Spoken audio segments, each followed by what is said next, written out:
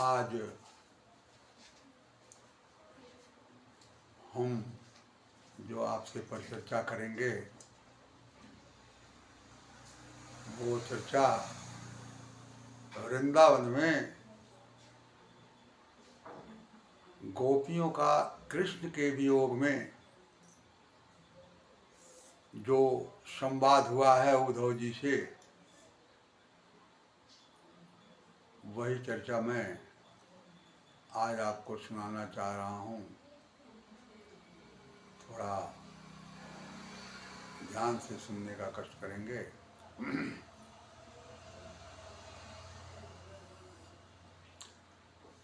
इश्क में हम तुम्हें क्या बताएं,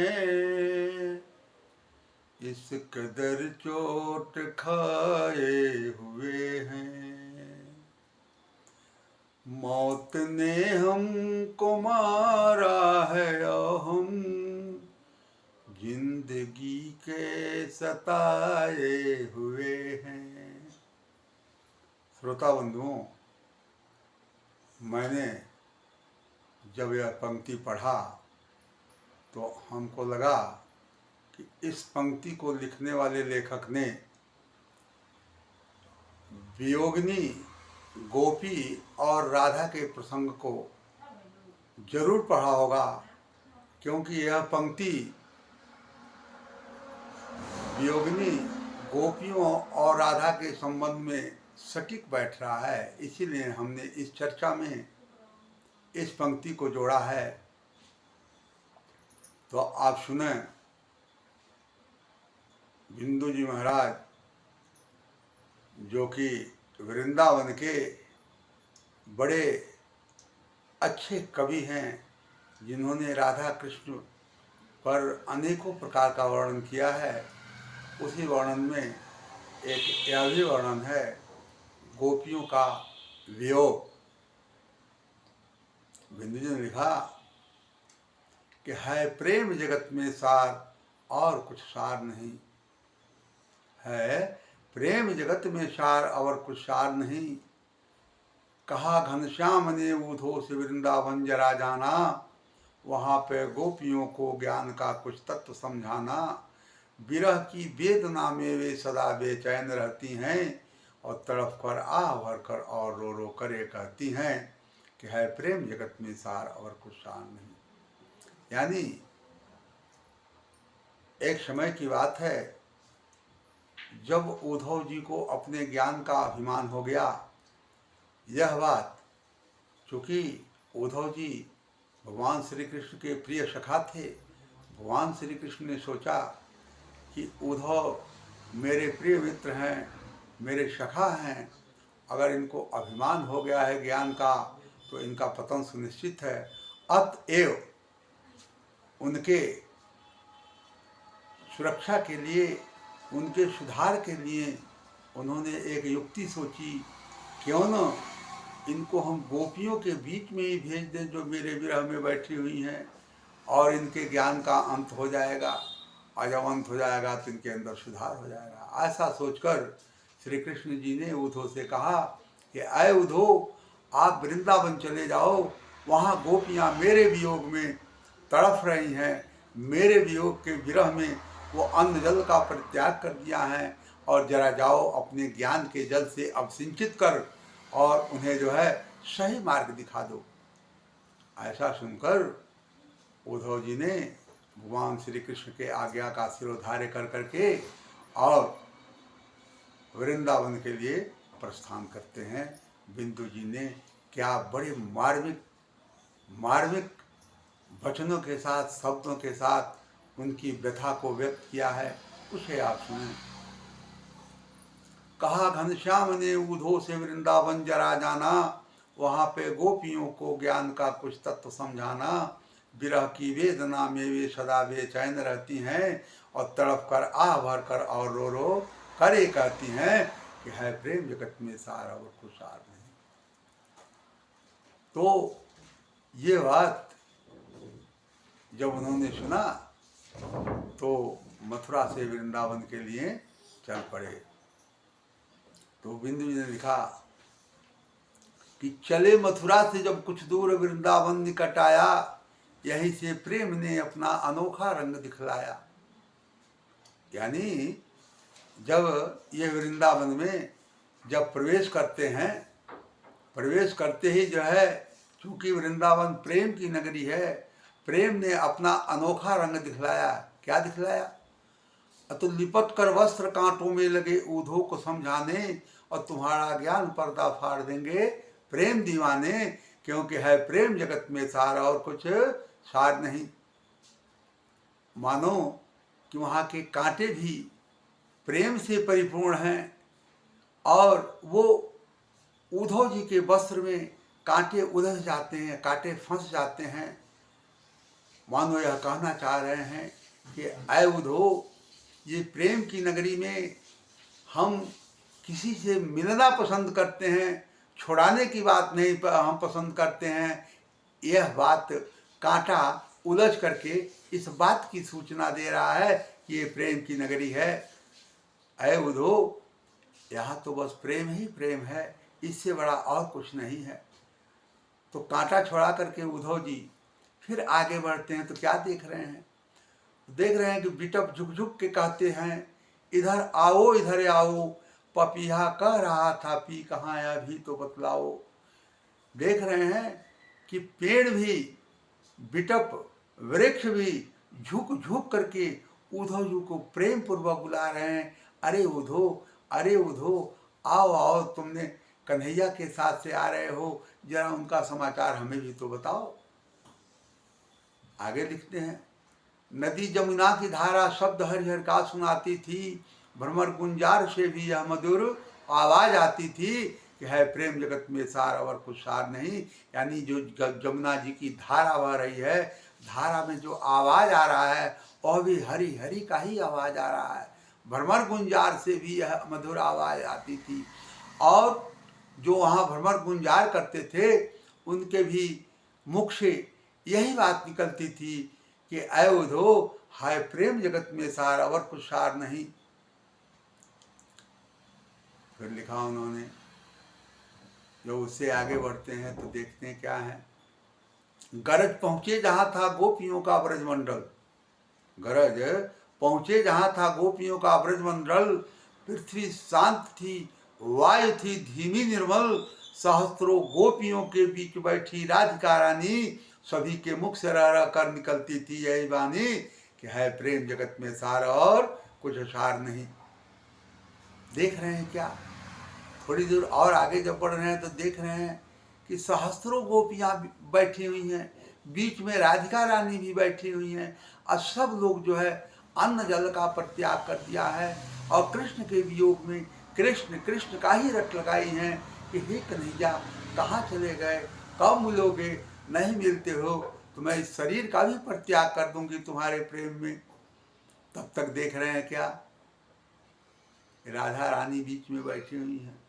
आगे बढ़ करके बोलते हैं, क्या बोलते हैं? हिंदू जी ने लिखा, कहा राधे से उद्धव से, कहा राधे ने, कहा उद्धव ने राधे से कि मैं मथुरा से आया हूँ और सुनाता हूँ सनेसा साथ का जो साथ लाया हूँ।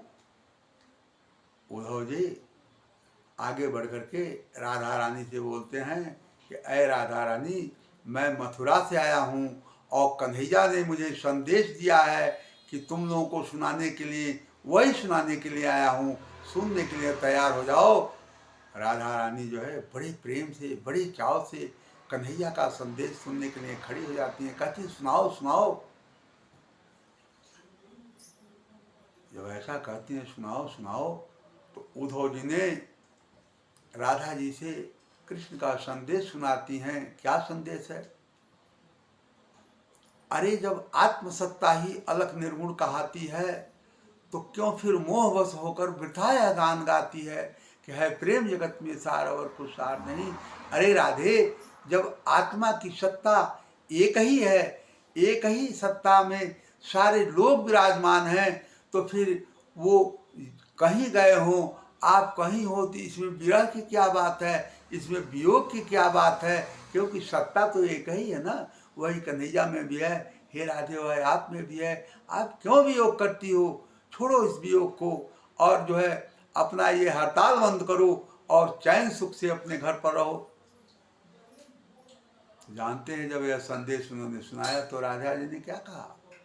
राधा जी ने कहा राधे ने उधो से सनेसा खूब लाए हो, मगर यह याद रखो प्रेम की नगरी में आए हो, संभालो ज्ञान की पूंजी न हाथे से निकल जाए, कहीं विरहाग्नि में यह ज्ञान की पोथी न जल जाए, क्योंकि है प्रेम जगत में सार और कुछ सार नहीं।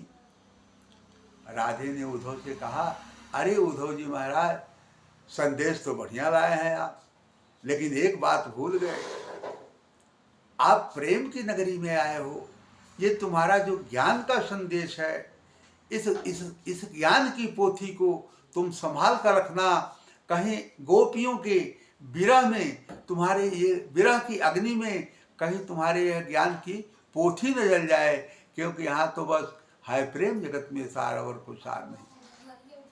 इतना कहने के बाद राधा रानी ने स्वयं जो है उद्धव जी से प्रश्न किया, उद्धव जी से यह प्रश्न किया कि अय उद्धव, अगर निर्गुण है हम तुम तो कौन देता है खबर किसकी, और अलख है हम तुम तो कौन लगता है नजर किसकी। राधा जी ने पूछा उद्धव जी से, अय उद्धव जी, अरे यार जब तो आपके कहने से हम भी निर्गुण हैं तुम भी निर्गुण हो, तो खबर देने के लिए तो दो का होना जरूरी है, एक खबर देता है और एक खबर सुनता है। लेकिन भैया आपकी भाषा में तो जब सब एक ही है तो आप खबर कैसे दे रहे हैं, क्योंकि खबर देने से द्वैत का बोध हो रहा है, दो का बोध हो रहा है, इसलिए आपका प्रश्न ही गलत है। और राधा जी ने कहा, अरे उद्धव, हो अद्वैत का कायल, हो अद्वैत के कायल, तो फिर क्यों द्वैत लेते हो, अरे खुद ब्रह्म होकर ब्रह्म को उपदेश देते हो। है प्रेम जगत में सार और कुछ सार नहीं। ऐ उद्धव, अगर अद्वैत के कायल हो, अगर अद्वैत की चर्चा कर रहे हो, तो फिर यह दो की बात कहां से ला दिया तुमने व्यवहार में, कि आप मुझे संदेश दे रहे हो, मैं तुम्हारी संदेश सुन रहा हूं, तो ये तो दो की बात हो गई ना। आपका कहना है कि सब एक ही है, तो फिर हो अद्वैत के कायल, अगर अद्वैत को मानने वाले हो तो फिर द्वैत की बात क्यों करते हो, अरे खुद ब्रह्म होकर ब्रह्म को उपदेश देते हो, यानी तुम भी ब्रह्म मैं भी ब्रह्म, तो कहीं ब्रह्म ब्रह्म को उपदेश देता है। अरे उद्धव, है प्रेम जगत में सार और कुछ सार नहीं। संसार में प्रेम ही सबसे बड़ी बात है, प्रेम से बड़ा और कुछ नहीं है, क्योंकि प्रेम ही परमात्मा का स्वरूप है। इतना कहने के बाद पुनः राधा जी ने उद्धव जी को फिर उपदेश देना शुरू किया, कि उपदेश ये दे रही हैं कि अरे अभी तू खुद नहीं समझे किसे अद्वैत कहते हैं। राधा जी ने उद्धव जी से कहा, उद्धव जी जिस अद्वैत का जो है ज्ञान दे रहे थे, उसी पर राधा जी ने चैलेंज किया उनको कि अरे उद्धव, अभी तू खुद नहीं समझे किसे अद्वैत कहते हैं, और स्तौर जोगी द्वैत में अद्वैत रहते हैं। अरे उद्धव, अभी तुमने अद्वैत का मतलब नहीं समझा, वो मैं तुमको समझा रही हूँ। स्तौर जोगी द्वैत में अद्वैत रहते हैं, योगी भगवान के प्रेमी, भगवान के पहुँचे हुए लोग द्वैत में अद्वैत को देखते हैं, यानी दो में उस एक को देखते हैं, अनेक को एक में देखते हैं और एक को अनेक में देखते हैं। ये जोगियों का और ज्ञानियों का काम है। लेकिन ऐ उद्धव, तुम्हारा ज्ञान अधूरा है, तुम बात एक की करते हो और व्यवहार दो की करते हो। तो अभी तू खुद नहीं समझे किसे अद्वैत कहते हैं, स्तौर योगी द्वैत में अद्वैत रहते हैं। किस तरह से, तो उन्होंने बताया कि ऐ उद्धव, उधर राधावनी मोहन, ऐ उद्धव, उधर राधावनी मोहन मोहन की जुदाई में, इधर मोहन बने राधा वियोगन की जुदाई में। ऐ उद्धव, जब कृष्ण जी मथुरा चले गए तो राधिका के वियोग में, राधिका के बिना वह रह नहीं सकते थे, इसलिए राधा का रूप उन्होंने पकड़ लिया। और जब राधा ने यह देखा कि कृष्ण तो अनुपस्थित हो गए, तो राधा भी जो है कृष्ण के वियोग में राधा कृष्ण बन जाती हैं।